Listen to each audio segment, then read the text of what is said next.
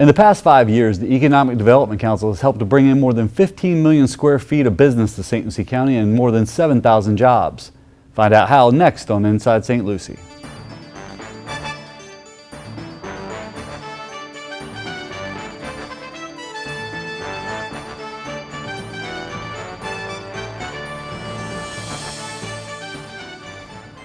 Hello and welcome to this edition of Inside St. Lucie. I'm your host, Eric Gill, Communications Director for St. Lucie County. And on today's show, we're going to sit down and talk about economic development with my guest, St. Lucie County Commissioner Chris Sadowski, and the President of the Economic Development Council, Pete Tesch. But before we meet our guests, here's some upcoming events and announcements from the Board of County Commissioners. St. Lucie County offices and attractions will be closed on Monday, February 20th in observance of President's Day. Save the date. The annual Earth Day Festival returns Saturday, April 22nd to the Oxbow Eco Center located at 5400 Northeast St. James Drive in Port St. Lucie, featuring live music, environmental education, food vendors, and more. Visit oxboweco.com for more details. Now for the latest updates about all St. Lucie County Commission meetings, workshops, and events, be sure to visit our website at stlucieco.gov and click on our comprehensive calendar. And if you'd like to be added to our press release distribution list, send us an email at pio@stlucieco.org. We're also on all the social media platforms at St. Lucie Go, so we hope you'll follow us there. We're going to take a quick break. Before we do, we're going to check in with the latest economic development stats with another St. Lucie Works.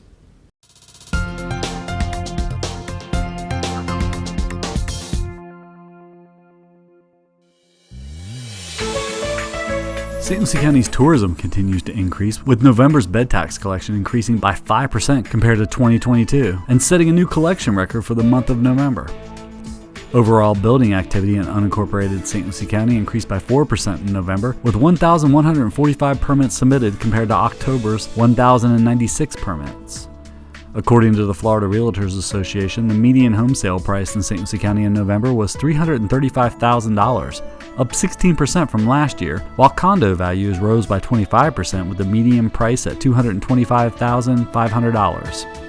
St. Lucie County's unemployment rate dropped to 2.8% for November. Statewide, the unemployment rate was 2.5%. The largest increase in the labor force on the Treasure Coast was in education and health services, followed by leisure/hospitality and construction. If you work for a local business looking for skilled or trained labor, be sure to contact the staff at CareerSource as they can assist your company with its recruitment and training needs. And if you're an individual looking for a job, they can help you as well. Visit the CareerSource online at careersourcerc.com or call 1-866-4U2-HIRE.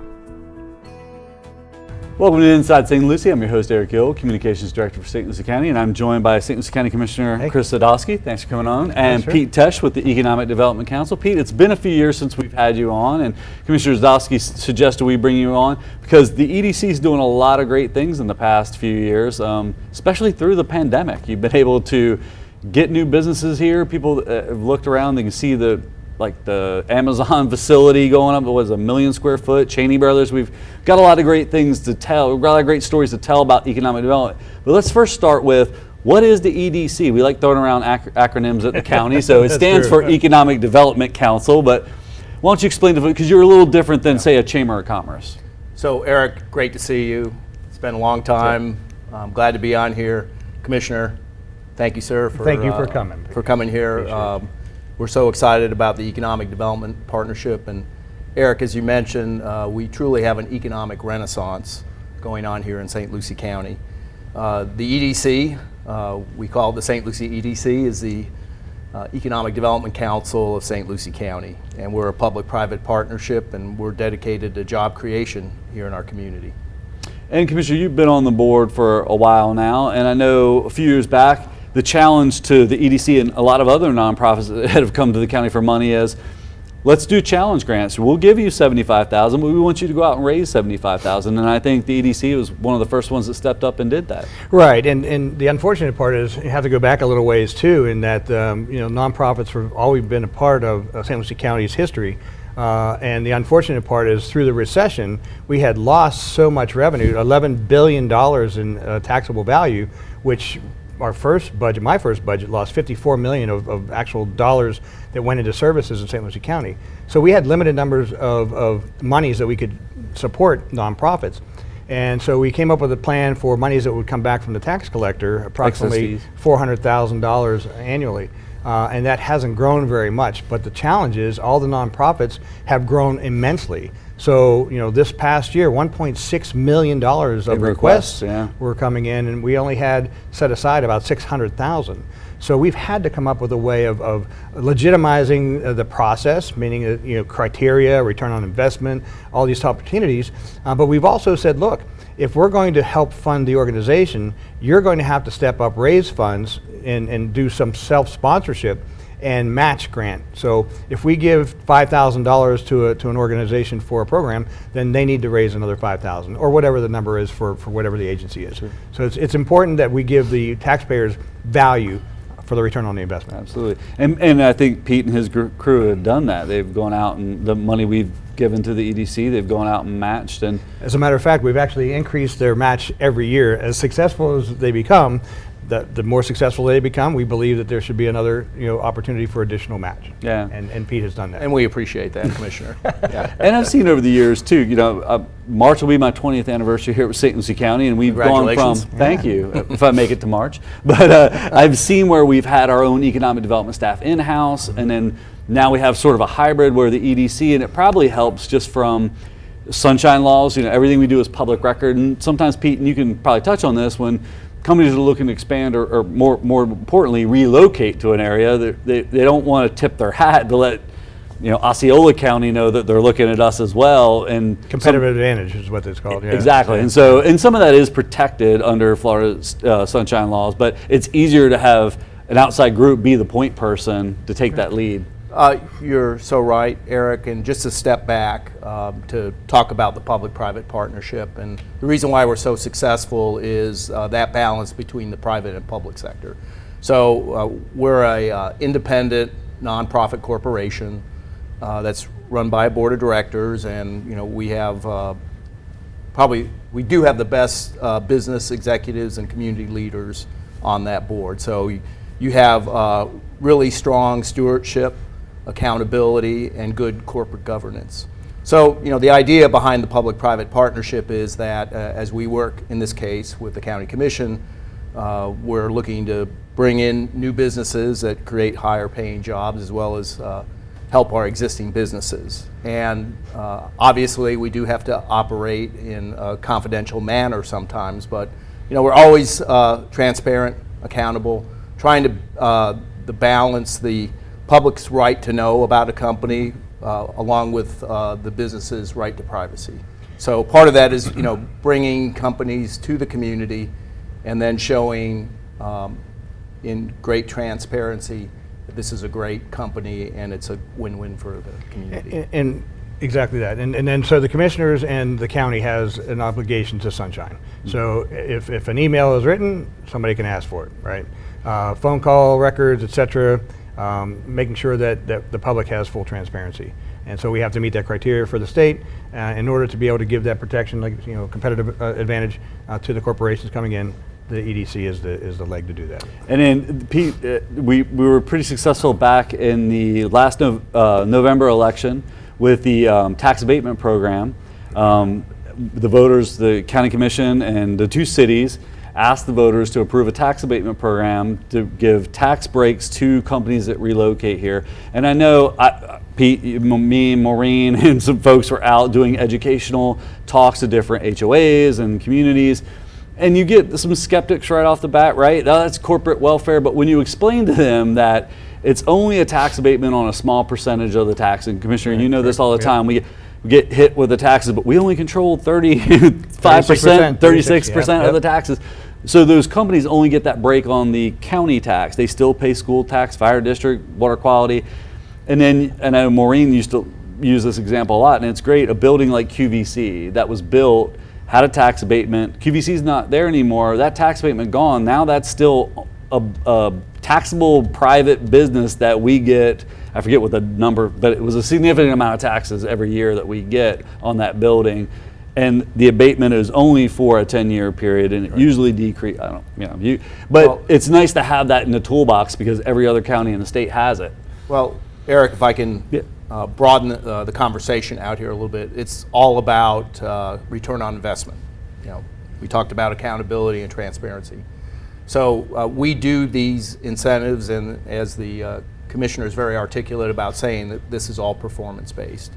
But we have done several economic research studies that indicate that for every dollar invested in incentives, the tax returns and the overall economic output is tenfold. So, I mean, in terms of increased wages for our residents and expanding the tax base, it's been proven that incentives, however modest, that our approach, it's prudent, reasonable, and it's great financial advantage to St. Lucie County by doing this. And it brings the jobs. I mean, that's ultimately, when I first took office, we had rooftops, retirees, failing citrus, not the fault of agriculture, Sure. but the citrus greening was certainly an issue, and tourism. Well, that's not a 12-month-a-year economy. So creating an opportunity to focus on manufacturing, intermodal distribution, other types of annual revenue from an economic standpoint, we needed to be able to bring those jobs that were conditioned, so that those jobs could now actually pay more. I think it was 26,000 when I started. Now it's around 46 to 52, somewhere in that area for the median wage in St. Lucie County. When I took office, it was 17% unemployment. Today we're at 2.8%, and there's a reason. All of those opportunities that we've brought in so far over the last 10, 12 years has been bringing jobs here. The other side of that is bringing jobs back here, because a lot of folks from Port St. Lucie County go to Martin and Palm Beach to work. So we're bringing those folks back. So if you're at home and you're driving to Palm Beach or to further south, come back home. We have plenty of jobs here. Career Source Research Coast is where to go. They just had a big job fair today? Yes, very successful at that. Yeah. It was very big. And you look at a project like Pursuit Boats and Maverick, right? Both of them, one of them we're looking at going out of the county, but we worked with the county to expedite the building process, doubled their square footage, I think. They hired 200 or something new employees, and that's I've noticed a big increase in manufacturing and distribution jobs. And Pete, I know you've done a great job of bringing Manufacturers Association together. There's more of a focus now, even working with St. Lucie Public Schools and IRSC to get some of these kids so they can have a clear path to the middle class without having to go to a four-year school and $60,000 or debt or whatever it costs to go to college now. I have a freshman at FAU and I still don't know what the total bill is. My wife's hiding that from me. So We can get together afterwards. Okay.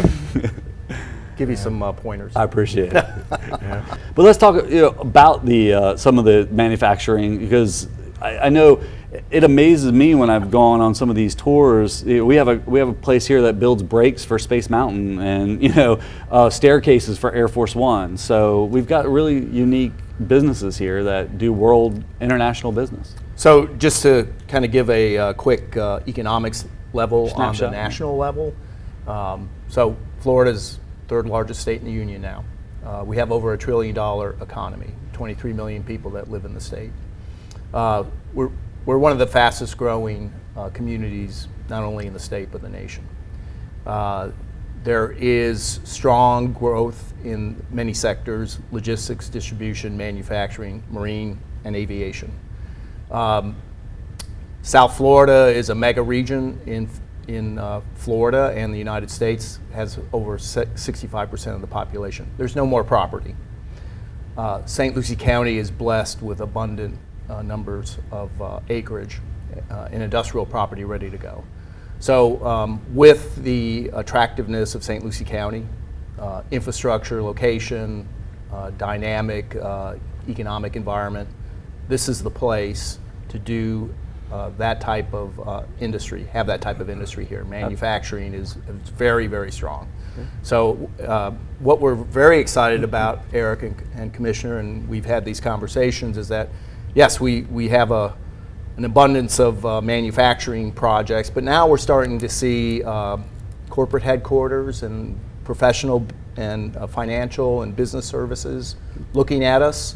So that's exciting in terms of the type of jobs and the professional opportunities though in those career sectors with those industries. So Obviously, areas like California, Illinois, New York, high tax states, expensive business environments, we are, No state income tax. especially yeah. attractive. This is a great place to live, work, and play. And that just goes back to the tax abatement side. Is it's targeted industry. So some folks will say, well, why don't you give McDonald's, a tax abatement? Well, you'll have a McDonald's on every corner. Yeah. That's not exactly what we're looking for in the way of high wage jobs, training, et cetera. And so tax abatement provides for the actual targeted industries that is defined by the state.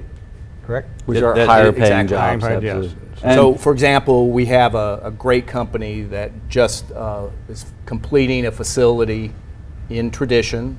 It's called Axel International. It's a cable and wire harness manufacturer.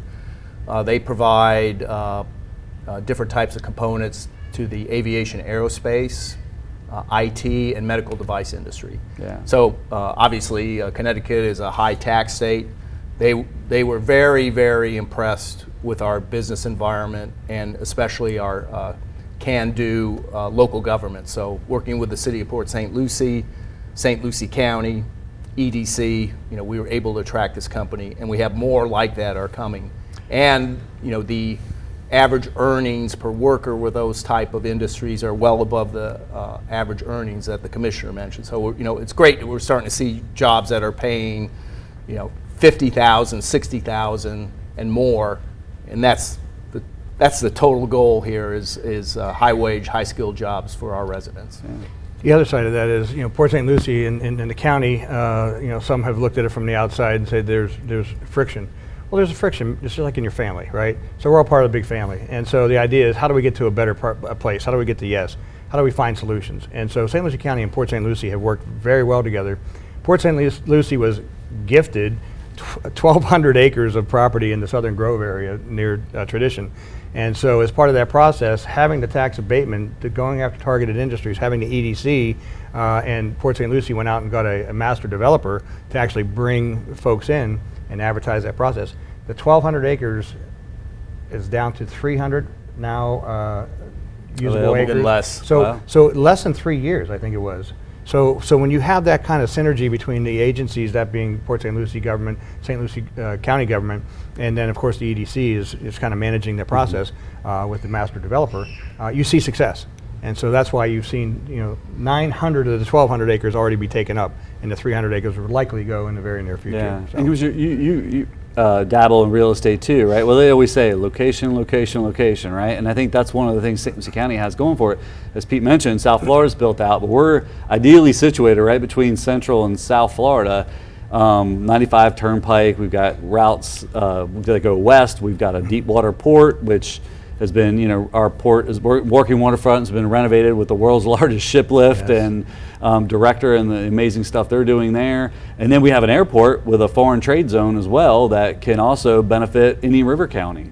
And that's been a part of my mantra since the day I ever ran for office, and that was the port and the airport have to be an economic driver. And so it's taken a long time to get all of the nuances within the airport, from the FAA's requirements, from safety side of standpoint. The same thing with the port. The port was, when Citrus went away, there was not much export, import-export happening. So the idea was, how do we change the dynamic, that which is the port, as an import-export cargo facility? Well, you look for mega yachts, and mega yachts on this hemisphere, Director is now able to bring the largest boats in this hemisphere. Okay. So just recently we had a 380-foot vessel in The here. 44th largest yacht, I think. Yeah, and that's probably one of the only yachts that couldn't be picked up by Director's ship lift. But we also had the Ocean in here, Coral Ocean.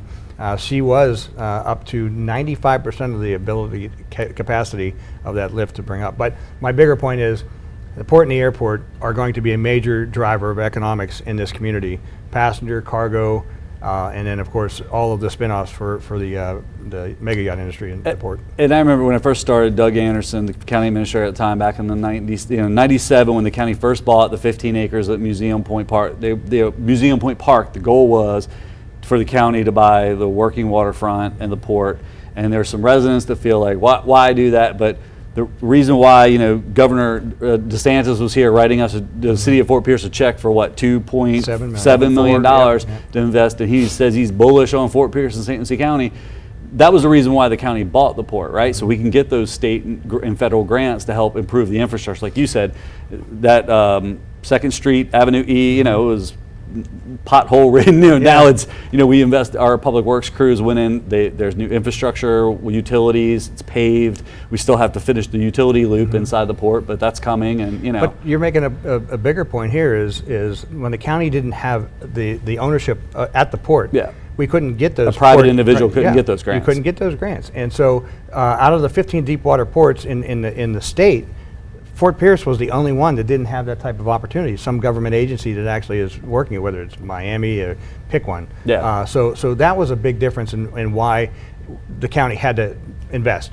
So my hope is that future investments will come and more of the port will be developed in a proper and appropriate way. Yeah. Now the only other negative feedback I got when we were doing the educational talks about the sales tax or the tax abatement was, why don't you fix the infrastructure first, right? You get put in this 1 million square feet of Amazon warehouse and Midway, you know, Glades cut off needs done, and you explain to them, well, remember in 2016 or 2018 when we asked you for the half-cent sales tax?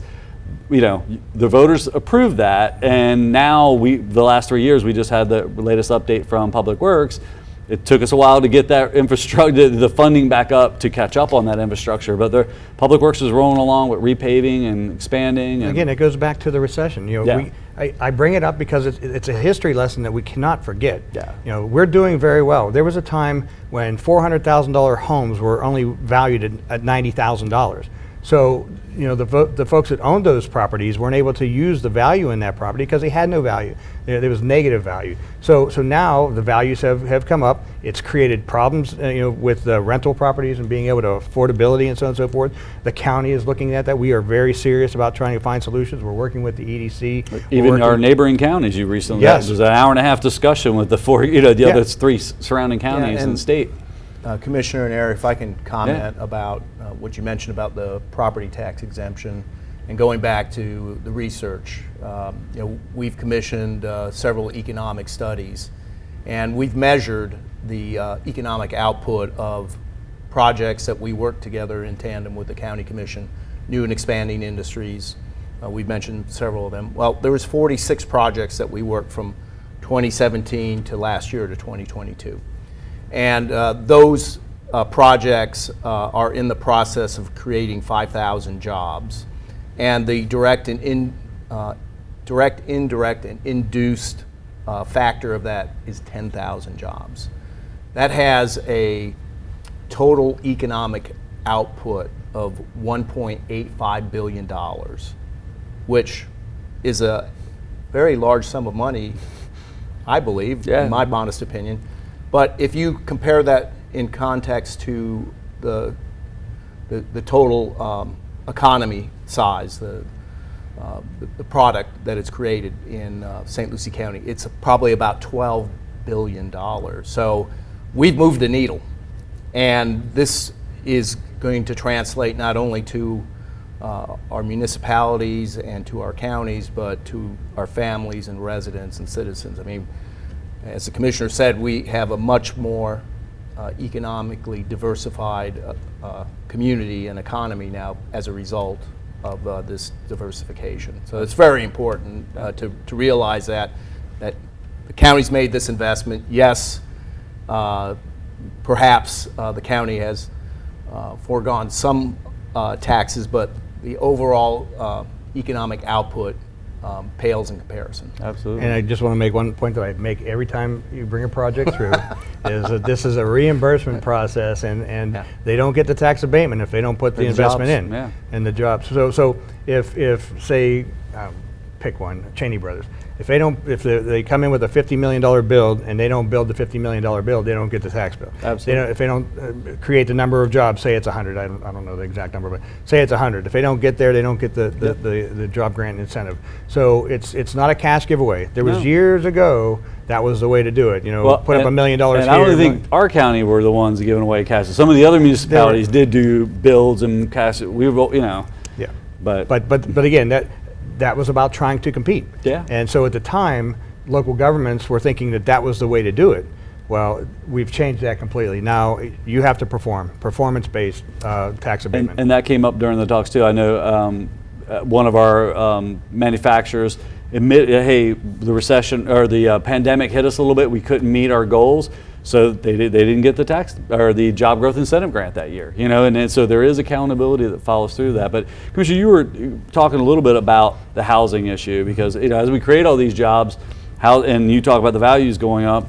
I know that's something our board, other counties are looking at too. You threw out some unique suggestions at that 4-county meeting. I thought almost like a targeted industry. You have targeted renters that, as long as you offer affordable workforce housing, again, we got to change the nomenclature, right? And somebody said we should call it essential housing. I thought, well, all housing is essential, so that's kind of tough too. But I like workforce housing. And I know the states try to do that too with other additional homestead exemptions. But I don't think that's the way to go because that just continues to muddy. We have enough issues. And so to try and explain how the ad valorem taxes are done, or how the taxes of the person who buys a home happen, it's an equation. So the equation That's an hour-long show. Yeah, it is. You have the millage, and then you have the value of the house, then you have the reduction of what is the actual homestead if there's a homestead or two, and so on and so forth. You do the math, and then you get this number, right? And like you said, the St. Lucie County only has 36% of that. The remaining are from other taxing agencies. Or special assessment districts. Or special assessment districts.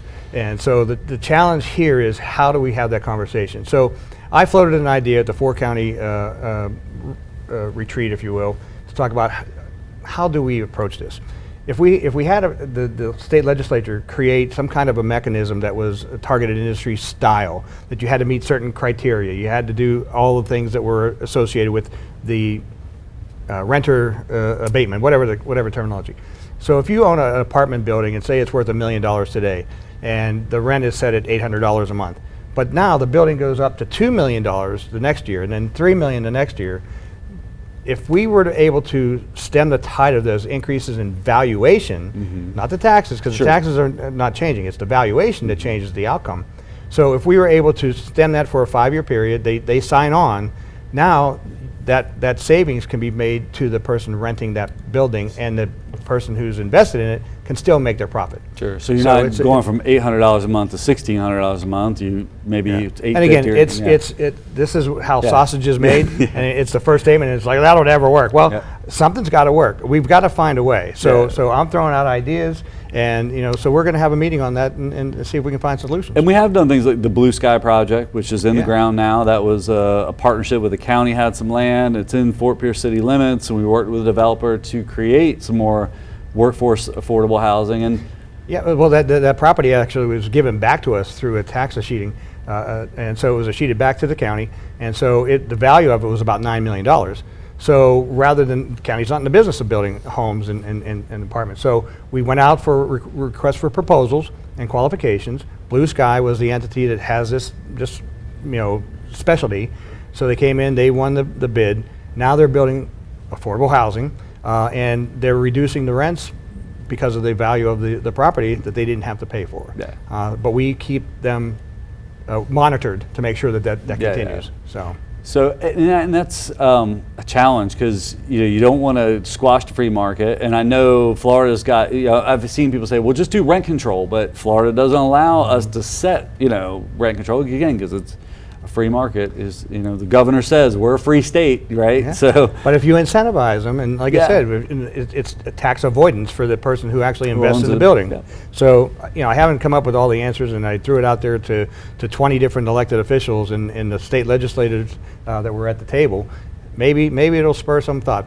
So the commissioner is really onto something, particularly with looking at, let's say, economic development styles. As incentives for eligible home builders and multifamily projects. This is really critical. Existing businesses and new businesses say that they're having difficulty now recruiting workers along with professional, technical, and supervisory level people because the lack of housing and affordability. Yeah. And St. Lucie County was the mecca the of other way affordable around. homes. Yeah. So we have a critical issue here. And to add to the commissioner's excellent points, another thing that we should be able to look at is redevelopment. Is there ways to retool, reconfigure, redevelop areas of St. Lucie County and make that into affordable workforce housing that still is visually appealing and improves the overall environment? For example, the US 1 corridor.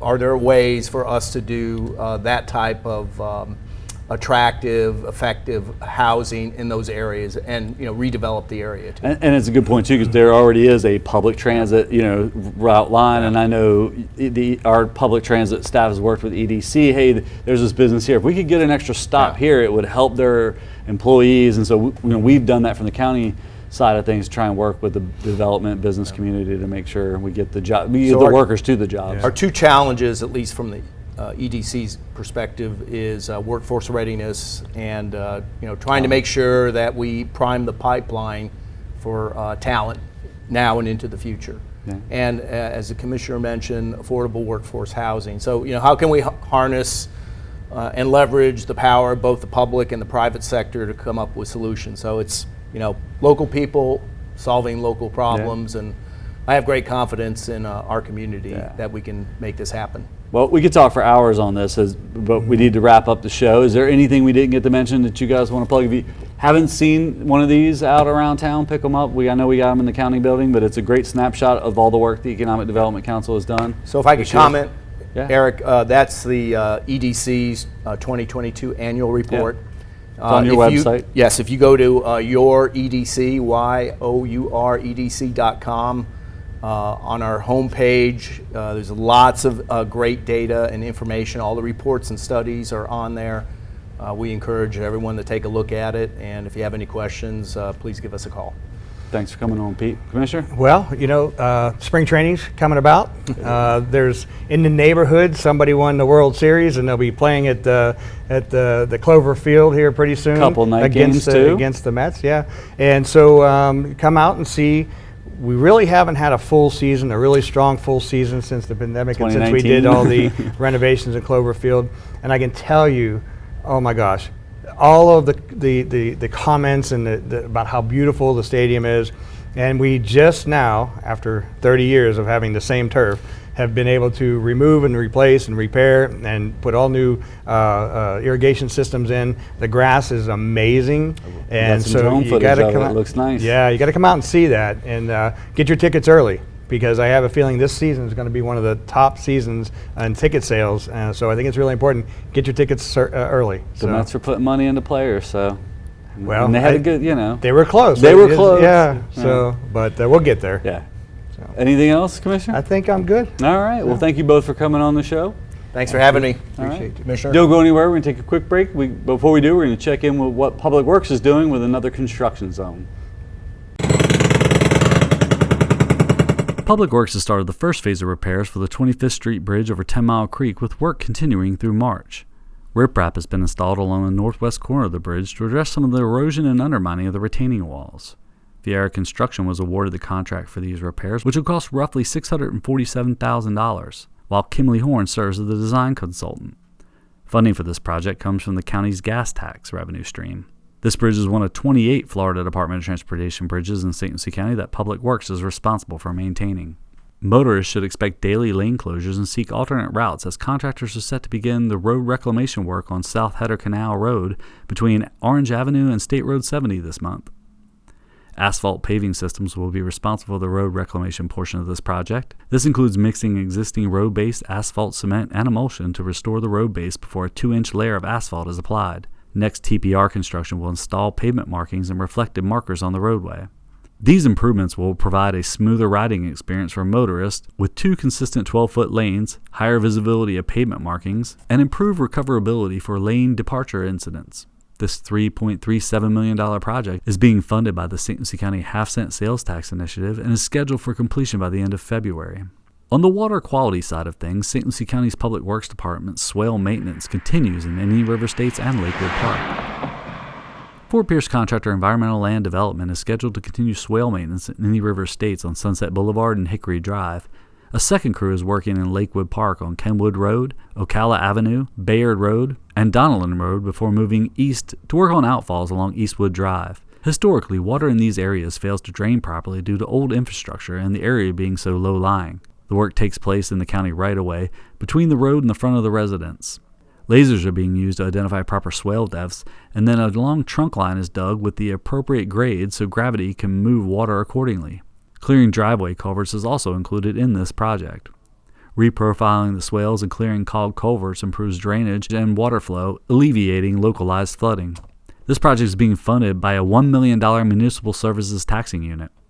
St. Lucie County's road and bridge crews are wrapping up a project to improve drainage in Melville Road between Midway Road and Ulrich Road in Fort Pierce. Over the past decade, this area is prone to localized flooding during major rain events. Roadways were impeded by standing water, and residential yards and driveways flooded due to poor drainage. This project includes building a large stormwater retention pond located on a vacant lot on the east side of Melville Road. The new stormwater pond will alleviate future flooding and improve water quality stored in it. New drainage pipes will direct stormwater away from residential properties, allowing it to be stored in the retention pond for better water quality. Melville Road will be resurfaced and new culverts installed in residential driveways. Newly paved driveway aprons are also included as part of the culvert installation. This project is being funded by the St. Lucie County Half-Cent Sales Tax Initiative and a grant from the Florida Department of Environmental Protection. We hope you've enjoyed this edition of Inside St. Lucie, and we hope you'll tune in again next month. If you have topics or subjects you'd like to see covered here on the program relating to St. Lucie County government, give us a call at 772-462-1791 or send us an email at pio@stlucieco.org. And if you'd like to see previously aired episodes of this or other SLC TV programs, visit our YouTube channel at St. Lucie Gov. We're also on Facebook, Twitter, and Instagram at St. Lucie Gov, so we hope you'll follow us there too. I'm your host, Eric Gill. Thanks for watching.